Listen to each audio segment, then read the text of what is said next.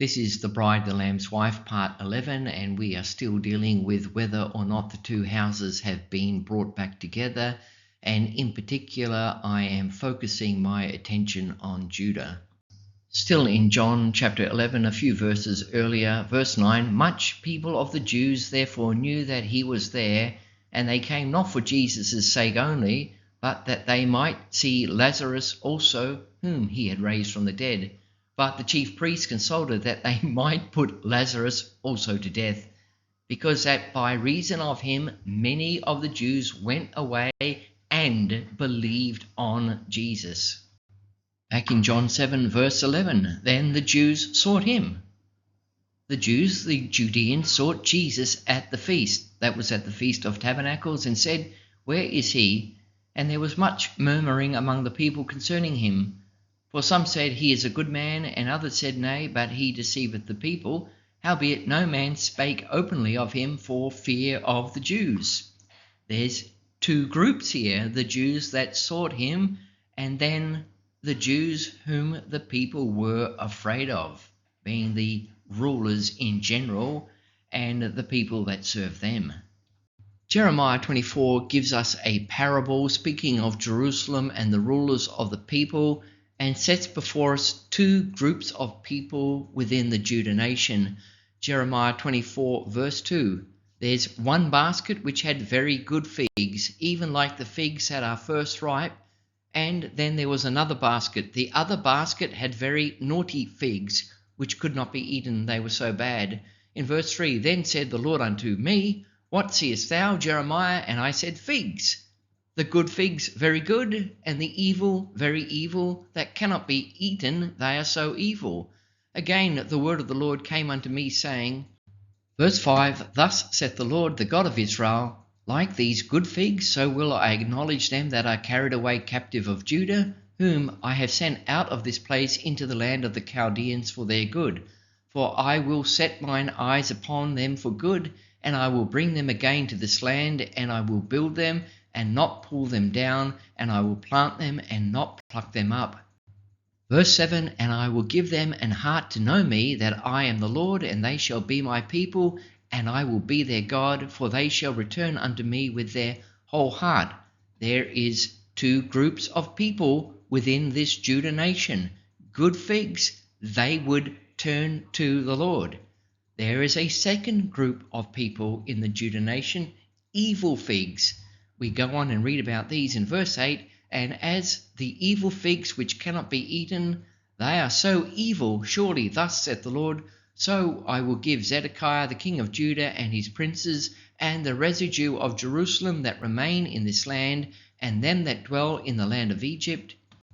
Verse 9, And I will deliver them to be removed into all the kingdoms of the earth for their hurt, to be a reproach and a proverb, a taunt and a curse in all places, whither I shall drive them, and I will send the sword, the famine, and the pestilence among them, till they be consumed from off the land that I gave unto them and to their fathers. Does that sound like any particular group of people that you know of in the earth today? Does that sound like evil figs that are in the world today? As a point of clarification, I will add that this group of evil figs definitely included true Judahites. Verse 8 here mentions Zedekiah, the king of Judah, and his princes, and the residue of Jerusalem.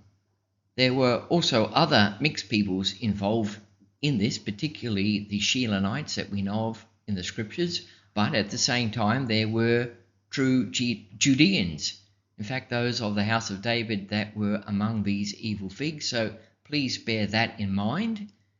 Notwithstanding, this situation of this core group of evil figs only became worse following the Babylonian captivity.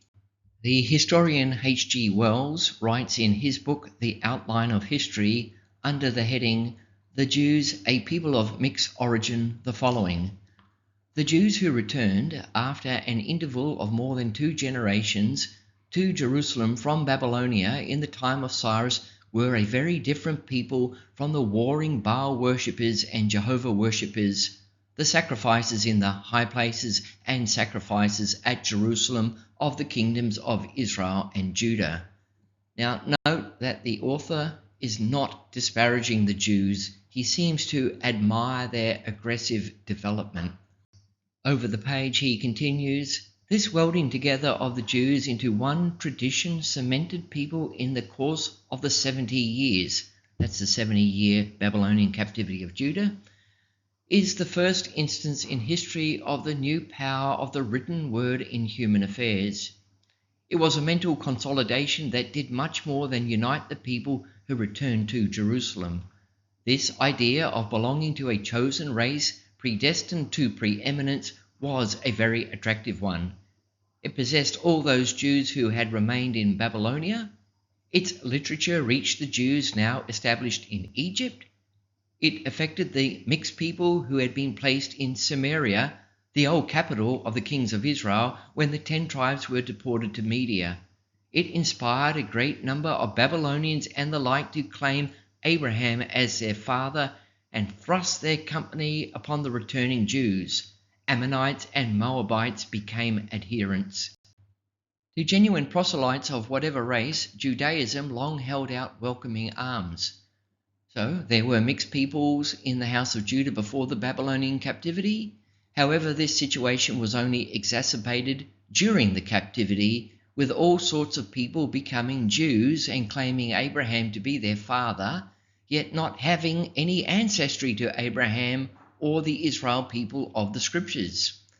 So, if you are not aware, you need to be aware that it is the religion of Judaism that makes the Jew, not any racial ancestry to Abraham or the children of Israel.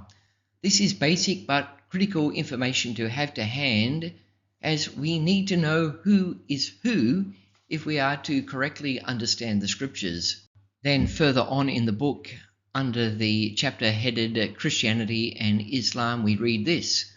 The Jews looked for a special Saviour, a Messiah, who was to redeem mankind by the agreeable process of restoring the fabulous glories of David and Solomon and bringing the whole world at last under the benevolent but firm Jewish heel. With Judaism as their religion, is it any surprise that when Jesus came onto the scene that the evil figs sensed that their control of the kingdom and their hope of being rulers over all was slipping from their grasp? As well, Edom was in the mix in a very large way when, due to the fact that John Hyrcanus absorbed Edom into Jewry during the 2nd century BC. The situation was that the house of Judah was now their house, the house of the evil figs, as Jesus said, and it was going to be destroyed. In Mark 11, Jesus curses the fig tree. He comes to it, he sees leaves, it looks like it's the real thing, but there's no fruit on it. That fig tree is emblematic of the Judah nation, the kingdom of the Jews. Mark 11 verse 12, and on the morrow when they were come from Bethany, he, Jesus, was hungry, and seeing a fig tree afar off having leaves, he came, if haply he might find anything thereon. And when he came to it, he found nothing but leaves, for the time of figs was not yet. And Jesus answered and said unto it, No man eat fruit of thee hereafter forever. And his disciples heard it. Note, Jesus himself said, No fruit hereafter forever. And his disciples heard it in verse 21, and Peter, calling to remembrance, saith unto him, Master, behold, the fig tree which thou cursed is withered away. Once again, that is a prophecy of what was to happen to that Jewish kingdom, and it was totally devastated in the events leading up to and surrounding AD 70. In the same vein, we read in Luke 13, verse 6, He spake also this parable. A certain man had a fig tree planted in his vineyard, and he came and sought fruit thereon, and found none. Then said he unto the dresser of his vineyard, Behold, these 3 years I come seeking fruit on this fig tree, and find none. Cut it down, why cumbereth it the ground? And he answering said unto him, Lord, let it alone this year also, till I shall dig about it and dung it. And if it bear fruit, well, and if not, then after that thou shalt cut it down. In this parable, the certain man is the Lord. The fig tree is the kingdom of Judah. The vineyard speaks to the house of Israel, or Israel more broadly. The dresser is the servant Jesus Christ. The 3 years are the ministry years of Jesus up till that point. See also Luke 13, verse 33. Now, the digging and the dunging of the fig tree was the remaining time of the ministry of Jesus, and there was not long left. Note also that the certain man did not come seeking fruit on the vineyard. Why? Because this would come later. This would come after Calvary, but rather at this point he looked for fruit on the fig tree, and there was none then, and there was none later, and so it was cut down in AD 70. In John 10 verse 16, Jesus says, "And other sheep I have which are not of this fold." I'm not going to elaborate further on this verse here because I'm coming back to it later, but right at the moment, please note that Jesus is talking about this fold. He has a flock of sheep with him there and then. They were the good figs. Then in the same chapter we go to verse 24. Then came the Jews round about him and said unto him, How long dost thou make us to doubt? If thou be the Christ, tell us plainly. Verse 26, Jesus said, But ye believe not, because ye are not of my sheep, as I said unto you. This group are the evil figs. In John 19 verse 38 we read of Joseph of Arimathea, a very rich man who was part of that Jewish kingdom, and this does show that not every wealthy person counted as a Jew is automatically a Idumean or a Shilonite. Many people suppose that he was, this is Joseph of Arimathea, the uncle of Jesus, and I think that this is quite possible. Under Roman law, only a relative could request the body of the crucified. But whatever the case is, here we have a rich Jew who feared the Jews, and this is a case of the good figs fearing the evil. The verse reads, And after this, Joseph of Arimathea, being a disciple of Jesus, but secretly for fear of the Jews, besought Pilate that he might take away the body of Jesus, and Pilate gave him leave. He came therefore and took the body of Jesus. Here's another reference to a great number of people coming unto Jesus. Luke 12, verse 1. In the meantime, when there were gathered together an innumerable multitude of people, insomuch that they trode one upon another, he began to say unto his disciples, First of all, beware ye of the leaven of the Pharisees, which is hypocrisy. The bottom line is this: had only a few of the people responded to Jesus Christ, then the Jewish rulers, the evil figs, had nothing to worry about. But because so many were turning to Jesus, it was a real threat to their position. And so we read in Matthew 26, verse 3, Then assembled together the chief priests and the scribes and the elders of the people unto the palace of the high priest, who was called Caiaphas, and consulted that they might take Jesus by subtlety and kill him. John 10 verse 31, Then the Jews took up stones again to stone him. Verse 39, Therefore they sought again to take him, but he escaped out of their hand. Verse 40, And went away again beyond Jordan. Jesus leaves Judea, Jerusalem, into the place where John at first baptized, and there he abode. And many resorted unto him and said, John did no miracle, but all things that John spake of this man were true, and many believed on him there. The headquarters of Jewry was Jerusalem in the region called Judea, and it was this place that the life of Jesus was under constant threat. This was the place dominated by the scribes, Pharisees, Sadducees, and Herodians, and those that made up the council of the Jews. Outside of this, many believed on him. John 12, verse 42, Nevertheless, among the chief rulers also many believed on him, but because of the Pharisees they did not confess him, lest they should be put out of the synagogue, for they loved the praise of men more than the praise of God. Even among upper management of the Jewish kingdom, many also believed on him. However, they calculated that they had too much to lose to do anything about it, so they sided with the evil figs. The fact that these chief rulers who believed would not follow Jesus reminds me of the principle we read of in the New Testament, found in 2 Corinthians 6 verse 17, "Wherefore come out from among them, and be ye separate, saith the Lord, and touch not the unclean thing, and I will receive you." And also in Revelation 18 verse 4, "Come out of her, my people, that ye be not partakers of her sins, and that ye receive not of her plagues." Those that did not separate themselves from the evil figs would suffer the same fate as the evil figs.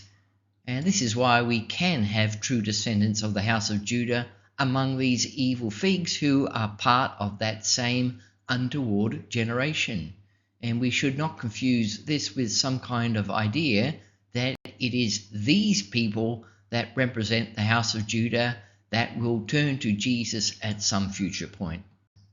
John 3 verse 1, "There was a man of the Pharisees named Nicodemus, a ruler of the Jews. The same came to Jesus by night, and said unto him, Rabbi, we know that thou art a teacher come from God, for no man can do these miracles that thou doest, except God be with him." Nicodemus came to see Jesus by night and not by day, because he was afraid of his fellow Pharisees. Nicodemus says, "We know that thou art a teacher." By implication, there were others, which could be the same as those mentioned later in John 12 verse 42, which we have just read. We don't know what happened to Nicodemus and these others, but what we do know is this: if they followed Jesus and entered into the new covenant, then they would not have been counted as Jews anymore. This is counter to what professing Christians expect today. They think a person can hold on to the Jew and also have the Christian side of things, and that does not happen under the new covenant. In John 8, Jesus has come to the temple in Jerusalem. In verse 2 it says, "And early in the morning he came again into the temple, and all the people came unto him, and he sat down and taught them." This would be the common people of the Jews. But when we come to the very next verse, verse 3, we are introduced to the rulers of the Jews. "And the scribes and the Pharisees brought unto him a woman taken in adultery, and when they had set her in the midst," and so on and so on. I'm not going to read the rest of the story.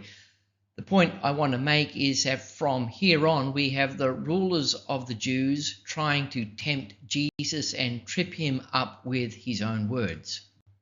Still in John 8, there is a curveball to be considered in this matter, and as I have said earlier, the situation with the Jews is complicated. More complicated than perhaps what you and I would like, but it is there and we have to deal with it. In John 8 verse 31, "Then said Jesus to those Jews which believed on him, If ye continue in my word, then are ye my disciples indeed, and ye shall know the truth, and the truth shall make you free. They answered him, We be Abraham's seed, and were never in bondage to any man. How sayest thou, Ye shall be made free?" Were these Jews which believed on him the common people mentioned back in verse 2, or are these some of the scribes and the Pharisees that Jesus is talking to? I don't know exactly, but what I do know is that many of the common people did believe, but relatively few of the rulers believed, and among those that did believe, not many of them would do anything about it because they loved the praise of men more than the praise of God. But whatever the case is, it is definitely the evil figs in John 8 who are mouthing off the whole time, trying to catch Jesus out. And they are the ones who say, "We be Abraham's seed, and were never in bondage to any man. How sayest thou, Ye shall be made free?" Then in verse 37, Jesus says, I know that ye are Abraham's seed, but ye seek to kill me, because my word hath no place in you. Given that all of Israel was in bondage in Egypt for hundreds of years, who are these Jews which are indeed of Abraham's seed, but at the same time they could say, we were never in bondage to any man? As I see it, there are two possibilities. The first possibility is that they were true descendants of the house of Judah who had been in bondage in Egypt, but as Jesus was not speaking so much in national terms, but was addressing them individually, he said, and ye shall know the truth, and the truth shall make you free. Then they responded in a similar kind of way, claiming they didn't need that kind of freedom. They were not in bondage. They had never been in that kind of bondage, in bondage to falsehood. The second possibility is that while they were indeed descendants of Abraham, as acknowledged by Jesus himself, they were not of the family of Jacob, Israel, and thus had not been in the Egyptian bondage, and they were quite aware of this. In the scriptures, it was Egypt which was the main event in Israel's history that was referred to as the house of bondage, and I have listed down many references from the scriptures in this slide to attest to this fact. Therefore, for these Jews to be of Abraham's seed, but to have not been in the house of bondage, can only mean that they were proselytes, and more specifically, Idumean Jews, that is, descendants of Jacob's brother Esau. They were indeed from Abraham, but had never been in the Egyptian bondage. It is a very well-known fact that the descendants of Esau, called the Edomites, were wholesale absorbed into Jewry at about 125 BC, when they were conquered by John Hyrcanus and forcibly converted to Judaism. In the process of time, these people, the great antagonists of God's people, became the rulers of that Jewish nation. Now, to be fair, someone might say that this argument has no real bearing on the matter because the Edomites had been in bondage several times during their history. So if they were Edomites, how could they say we have never been in bondage? With Edom's history, we can consider the fact that King David subdued Edom, as recorded in 2 Samuel 8 verses 12 to 14 and 1 Chronicles 18 verses 12 and 13. The Edomites were stirred up under Solomon, 1 Kings 11 verses 14 to 22. The Edomites revolted under King Ahab, 2 Kings 8 verse 22. The Edomites were subjugated by Judas Maccabeus, and then ultimately conquered by John Hyrcanus, and at the time of Jesus they were under Rome. Notwithstanding Edom's history of being subjugated and being in bondage, this does not necessarily mean that they were not pointing to the single biggest event in Israel's history, the fact that they had been in the house of bondage, and this became very hard bondage for a time. In fact, it does seem more likely to me that this is what these rulers of the Jews were referring to. In their arrogance, they were making it known that they were never a bunch of slaves. Notwithstanding, I'm not going to take a strong position on this either way. Once again, we can see that the situation with the Judah nation is complicated, and one needs to consider the different factions operating within this nation, most especially in relation to those Jews that possessed and controlled that kingdom. Whatever the case was with these particular Jews in John 8, Jesus said in verse 37, I know that ye are Abraham's seed, but ye seek to kill me, because my word hath no place in you.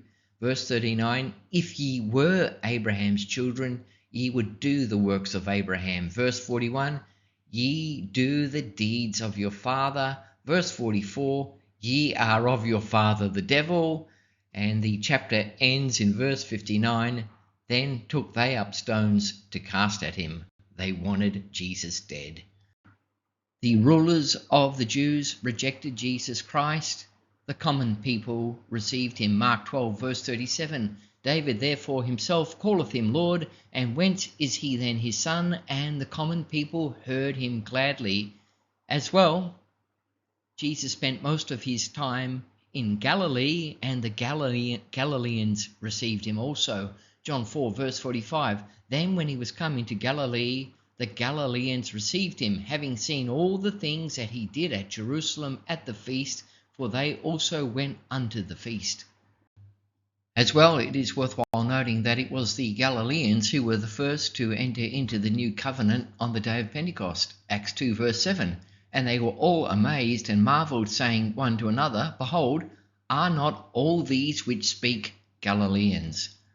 This is the end of part 11. The next part is going to pick up immediately from where I have just ended here, and I will be continuing with this contrast between those of the house of Judah which believed and those that did not.